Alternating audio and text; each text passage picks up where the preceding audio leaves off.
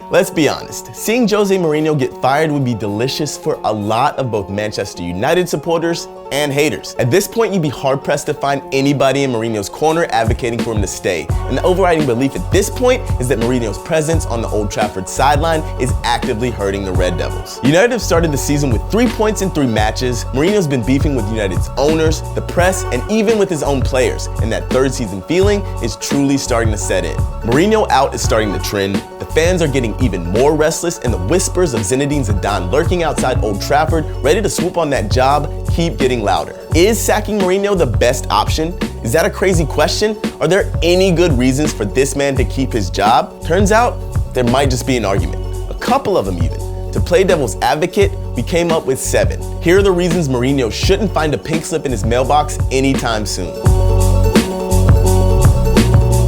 Our first reason, further instability. As much chaos as there is at United right now, hitting the ejection seat button on Jose at this point in the season would scream we have no idea what we're doing to the general public. Ed Woodward may be a marketing genius, but there's something in the shared frustrations of Jose Mourinho, Louis van Gaal, and David Moyes before them. United don't have a director of football, they don't have a clear on-field or transfer policy, and they look like more of a company than a football club at times. Firing Mourinho gets rid of part of the problem, but the real issue, the source of the issue, is still there. Next up, it's terrible timing. Why now? There were already clearly issues between Mourinho and some of his players before the season kicked off. His run-ins with United's board aren't new, and let's be honest, do you think United were gonna break out the Joga Bonito all of a sudden? Mourinho says he asked for signings well before the season kicked off, and if that's your guy, why not back him? If it's not your guy, why not sack him well before this and leave time to find the right candidate to replace him? The timing is trash.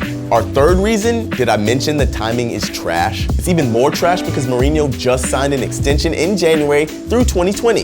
United would have to pay a reported £12 million just to sack him. They're still paying David Moyes, and whatever manager that comes next won't be cheap either.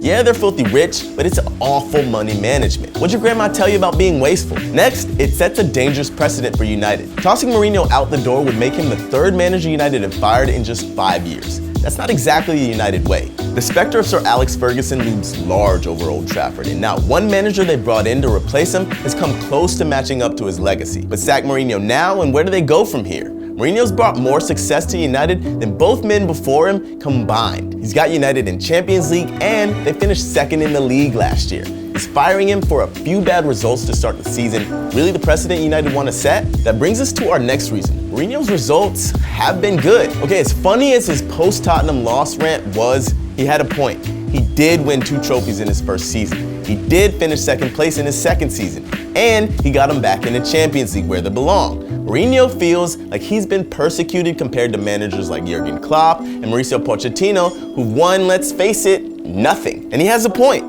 There's plenty to hate about the way he gets the results, but the fact remains, he's getting them. Yeah, he masterminded the worst start in United history since 1992, but his track record at the club speaks for itself so far. It hasn't been pretty, but it's been effective. Next, okay, so you do fire Mourinho. Who's up?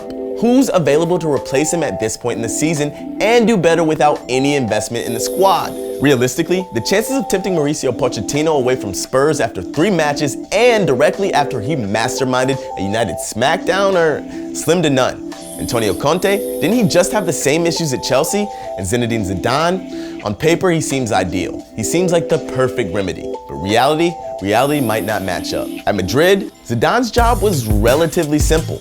Sort out the dressing room, keep the best players in the world happy, and stay out of their way.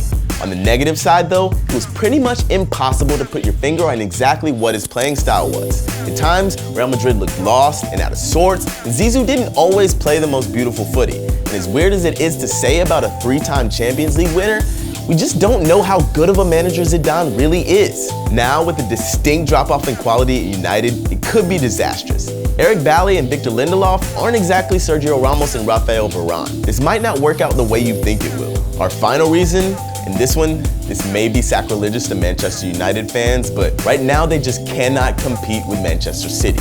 The Blue Boys on the other side of Manchester are leading in every conceivable metric except history.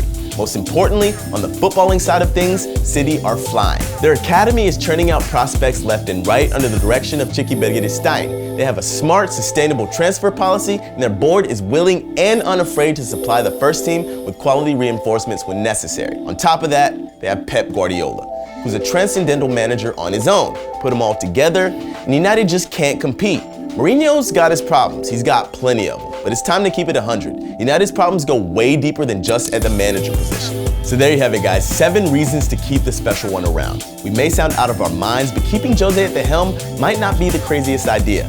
We want to know what you guys think though. Get down in the comments and let us know if you think Jose should stay or go.